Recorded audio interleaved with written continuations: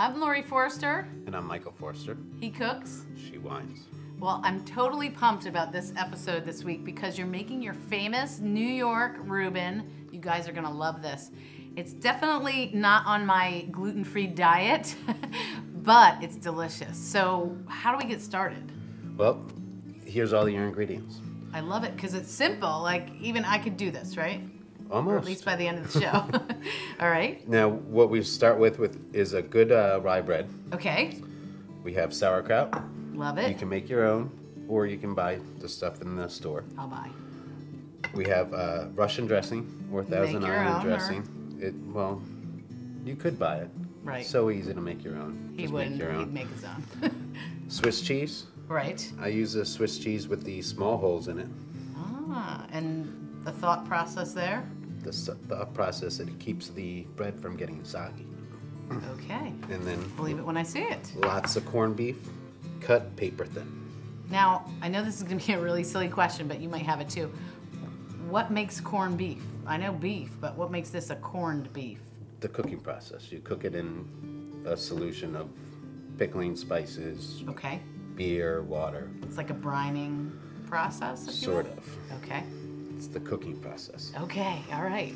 There, it All right. clears it up. So, okay, we got everything together here. This is everything we need. The only other thing we need is butter. And Mike believes that fat is flavor. So, basically I'll starve for a week to have one of these Reubens, right? We all will. All right, let's go ahead and get Okay, started. we're gonna start cooking. What's the first thing you do to make this Reuben? Well, the first thing we do is we're gonna take our pan and we're gonna heat up a pan. I'm using a griddle here. Okay. You can use a regular saute pan, whatever you have available. Nice. I'm gonna take 2 pieces of the nice bread. Lots of butter Slather again. with Fat butter. is flavor. And we're gonna go right onto the pan. And real butter. That whole thing about using margarine, that's out now. Yeah, well, they found healthier. that margarine is not as good for you as regular butter.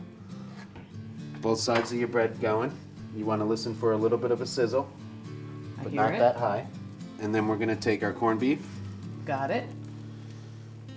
and, Healthy portions. being from New York, bigger is better. So same as the bread, you want to hear the meat sizzling. Okay. Next we're going to take some of our sauerkraut. I love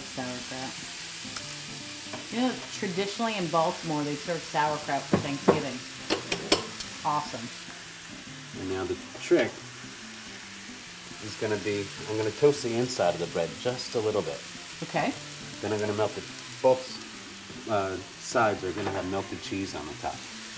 And what do you ask for to get this cheese has these small holes versus like the traditional Swiss? What are you doing? What do you request? This is the Alpine Lacy Swiss. So any Lacy Swiss will have the smaller holes. This is all going to be flipped, so all you need is going to be nice and warm. Separate them if they're sticking together. Okay. Your sauerkraut's going to be fine no matter how you do it. How long should the whole process take, you think? Once you get everything set up, a Reuben's really easy. It should only take about 5 minutes from beginning to end. Awesome.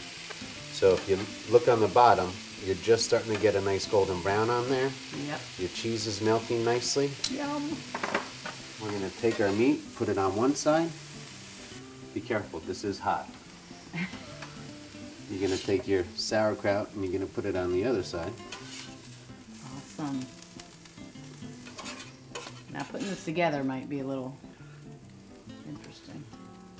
Here's my other little trick. I always put the sauce on both sides. Ooh, that looks funny. And what was in that Russian dressing, by the way? Russian dressing basically is mayonnaise, Okay. ketchup, Relish. relish, chopped onion, Worcestershire sauce. Okay. That's That's basically easy. it. I can do that. Now your trick here is just flipping it over right on top. That looks so good. Wow. Give it a little cut on the bias and you're good to go. And even though he cooks and I wine, I might want to have a beer with this one. A really nice microbrew, I'm thinking. And then there's your Reuben.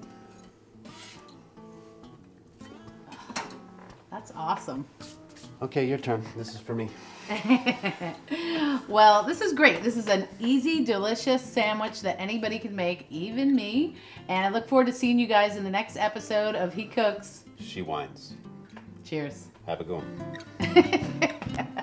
Have a good one. Have a good one.